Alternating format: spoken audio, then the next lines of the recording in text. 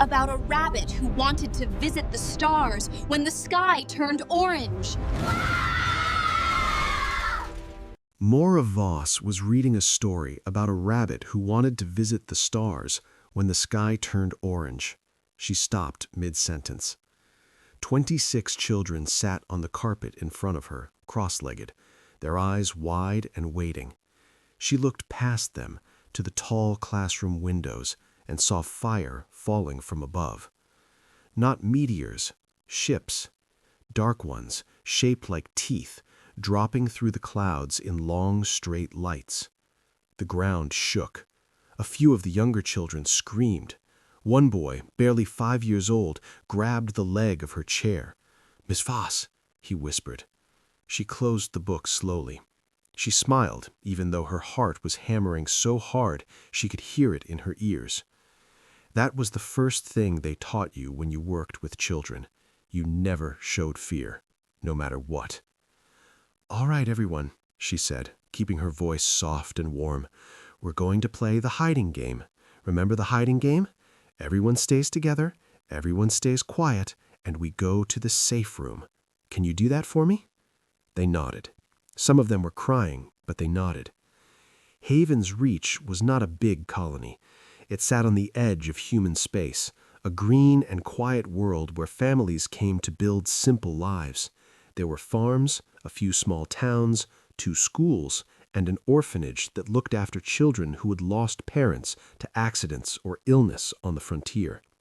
There was no real army here, just the militia of 100 volunteers with basic weapons and old training. The Raxian Dominion did not care about any of that. They cared about the mineral deposits deep under the hills, and they cared about taking prisoners who could work. Commander Joel Reckon stood on the bridge of his assault carrier and watched the colony burn on the screens below. He was tall, even for a Raxian with our gray skin and 4 eyes that never blinked at the same time. He had been waiting a long time for a command like this, a clean target, no real resistance, a chance to prove himself to the generals above him. "Status," he said. "Militia forces have broken, Commander," his second officer reported. "Surface resistance will end within the hour. Collection teams are moving through the settlements now." "How many captives so far?" 1,116. We expect the final count to reach 2,000. Joel nodded.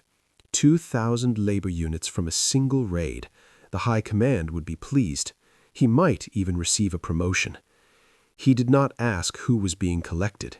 He did not ask their ages. He did not ask if they were scared or hurt or crying. They were numbers on a report, units of value, nothing more. On the ground, the collection was brutal and fast. Raxian soldiers moved to the town in armored squads, kicking in doors, dragging people from their homes. They used stun weapons on anyone who resisted. They loaded the colonists into long metal transports like cargo. When they reached the school, the doors were locked. A Raxian squad leader blew them open with a single charge. Inside, they found Maura Voss standing in the hallway, arms spread wide, blocking the path to the safe room. "There are only children in here," she said. Her voice did not shake, even though her whole body wanted to run. "They're young. They are not workers. Please, just leave them." The squad leader looked at her. He did not understand her words. His translator processed them a moment later, and he simply pushed her aside. She hit the wall hard and fell. Before she could get up, soldiers were already pulling children out of the safe room, carrying them under their arms like packages. Maura scrambled to her feet and followed. She did not fight. She knew she could not win a fight, but she could stay with them. That was the only thing she knew how to do, and she would do it until they killed her. They did not kill her. They loaded her onto the transport with the rest. Across town, the orphanage received the same treatment. 43 children, some as young as 3, were taken from their beds. They had no parents to scream for them. They had only the caretakers, 2 old women who were thrown aside like furniture. By the time the sun set on Haven's Reach, the colony was a smoking ruin. 2,014 people had been loaded onto Raxine transport ships. Among them were 317 children. The youngest was 3, the oldest was 14. Nobody on the Raxine side made a note of this. In the official report the Commander Joel sent to the Forward Command Station, the captives were listed as 2,014 labor units, standard classification. There was no separate line for the children. There was no mention of the school. There was no mention of the orphanage. To the Raxine military, they were all the same, small ones and big ones, all just stock. In the dark hold of the transport ship, Mara gathered as many children around her as she could. The space was cold and metal and smelled like engine oil. Some children were from her class. Others she recognized from the school hallways. Some she had never seen before, probably from the orphanage. They were all terrified. She sat them afore and pulled the smallest ones into her lap. She wrapped her arms around as many as she could reach, and then she did the only thing she knew how to do. She told them a story. "Once upon a time," she said quietly, "there was a rabbit who wanted to visit the stars."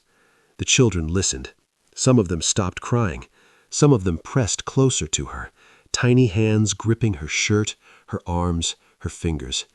In the darkness, surrounded by the hum of alien engines carrying them away from everything they knew, they held on to her voice like a lifeline. Mara did not know where they were going.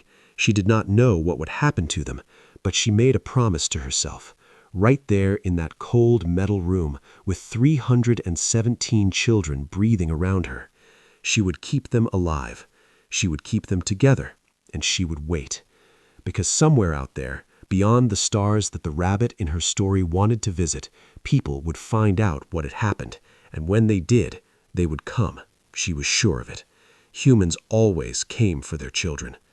Meanwhile, on the bridge above, Joel filed his final report and opened a bottle of Raxine Victory wine. He drank alone, staring out at the stars, already thinking about his next raid, his next promotion, his next step upward. He had no idea what he had just started. He had no idea that in the cold hold below his feet, wrapped around those 317 children, was a fuse. It was already burning.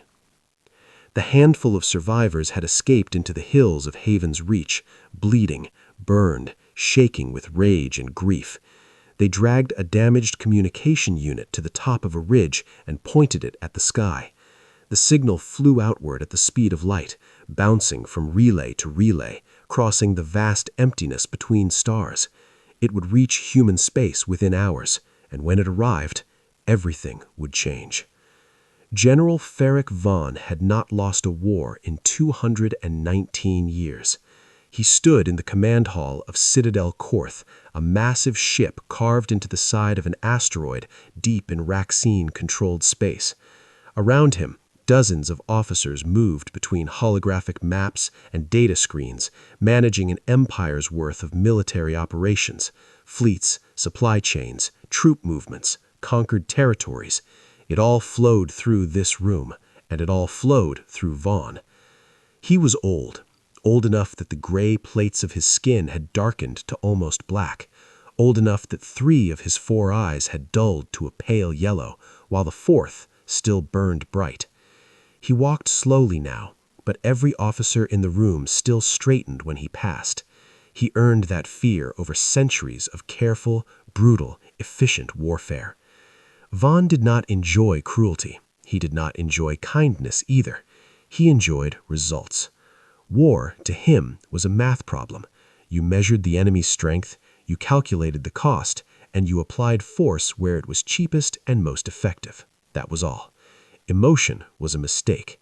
Rage was a weakness. Victory was arithmetic. On this morning, he was reviewing the latest frontier reports, small operations, border raids, resource seizures, routine work. He scanned each one and moved on. Joel's report from Haven's Reach was one of many. 2,000 labor units captured, mineral deposits secured, no significant losses. Vaughn marked it as satisfactory and moved to the next file. Then his intelligence officer, a thin, nervous Raxine named Tulloch, approached his desk. General, something unusual? Vaughn looked up. He did not like the word unusual. Unusual meant something he had not predicted, and he did not like things he had not predicted. Explain. Tulloch placed a data tablet on the desk.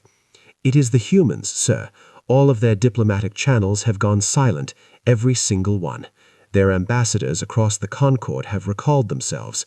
Their trade ships have reversed course. Their communication relays are active, but carrying no traffic. Vaughn stared at the tablet. When did this begin? Approximately 16 hours ago. It happened all at once, like someone turned off a switch. Vaughn sat back in his chair. In his 2 centuries of war, he had seen species panic, surrender, bluff, and threaten, but he had never seen an entire species go quiet. Quiet was not a reaction he understood. Quiet meant all of their energy was going somewhere else. Which of our recent operations involved human territory? He asked.